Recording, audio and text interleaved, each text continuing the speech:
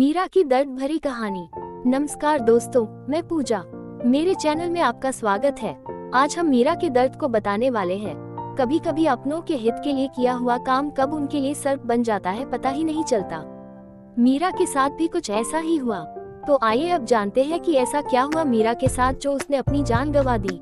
मीरा एक मध्यम वर्गीय परिवार से थी जिसने अपनी ग्रेजुएशन की पढ़ाई पूरी कर ली थी और अब वो घर घर जाकर छोटे बच्चों को ट्यूशन पढ़ाती थी। मीरा अत्यंत ही खूबसूरत थी और शांत स्वभाव की लड़की थी। मीरा के माता पिता उसकी शादी के लिए बड़े ही चिंतित थे। वे एक अच्छे लड़के की तलाश कर रहे थे। तभी मीरा के चाचा जी के पहचान में एक लड़का था। उसका नाम सुनील था। वो एक बड़ी कंपनी में मैनेजर के पोस्ट पे था और महीने के 70,000 कमाता है। मीरा के माता पिता को लड़का पसंद आ गया। जब मीरा की माँ ने मीरा को लड़के के बारे में बताया तो मीरा ने कहा, आप दोनों को जैसा ठीक लगे, आपकी खुशी में मेरी खुशी है। और देखते ही देखते दोनों की शादी भी हो गई। मीरा के माता पिता बहुत खुश थे कि उनकी बेटी अपने घर में खुश है। मीरा की शादी को महीने बीत गए थे। सुनील का रवैया मीरा से कुछ उखाड़ा उखाड़ा रहता था। सुनील अब हर बात पर मीरा पर चिल्लाने लगता था। मीरा को कुछ समझ में नहीं आ रहा था कि ऐसा हुआ क्या जो सुनील उसे दूर हो रहा है। वो बस दिन रात रोती और उदास रहने लगी। एक दिन मीरा को लगा कि शायद सुनील किसी और लड़की से बातें करता है। मीरा ने काफी हिम्मत करके सुनील से पूछ ही लिया, आप आजकल दिन भर किससे बातें करते हैं? तो इस पे सुनील फिर उस पर गुस्सा करने लगा और कहा, अपने काम से काम करो, ज्यादा जासूस बनाने की कोशिश मत करो। बेचारी मीरा चुपचाप रोती ही रह गई। धीरे धीरे सुनील का हैशला बढ़ता गया और अब वो मीरा के सामने ही उस लड़की से बातें करने लगा। उस लड़की का नाम प्रिया था। मीरा का शक यकीन में बदल चुका था। सुनील के माता और पिता को भी सब पता था, लेकिन उन्होंने भी अपने बेटे से कुछ नहीं कहा और चुपचाप तमाशा देखते रहे। आखिरकार मीरा के सब्र का बांध टूटा और मीरा ने सुनील से पूछा कि ये प्रिया कौन है और क्या लगती है आपकी?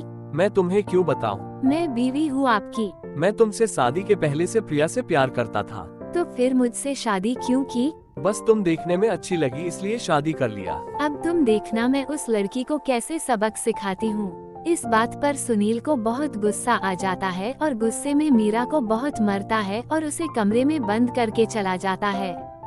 शाम को जब सुनील वापस आता है तब उसने रूम का दरवाजा खोला।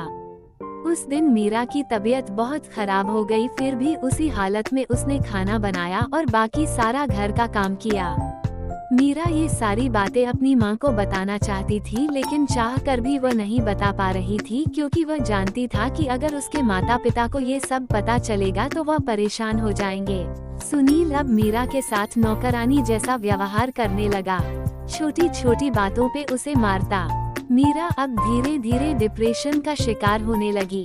उसके दिमाग में गलत गलत ख्याल आने लगे। अब न वो समय पे खाना खाती और न ही किसी से बात करती थी। आखिरकार एक दिन मीरा ने रूम में फांसी लगाकर आत्महत्या कर ली। मीरा ने आत्महत्या का कारण किसी को नहीं बताया, लेकिन उसके सास ससुर को पता था कि मीरा ने आत्महत्या क्यों किया। वही मीरा के माता पिता का रो रो कर बुरा हाल हो गया। मीरा की मां ने पुलिस में सुनील और उनके परिवार के खिलाफ कंप्लेन की। पुलिस सुनील और उसके माता पिता को ले गए, लेकिन पैसों के दम पर कुछ ही दिनों में सुनील और उसके माता पिता जेल से छूट गए।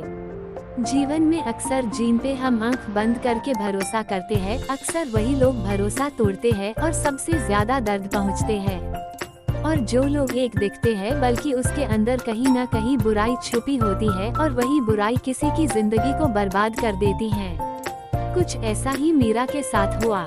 मेरा आप सभी से ये अनुरोध है, सुनील जैसे इंसान के लिए अपनी बहुमूल्य जान ना गवाए। एक बार कोई भी कदम उठाने से पहले अपने माँ पापा के लिए जरूर सोचे कि अपने जाने के बाद उनका क्या होगा।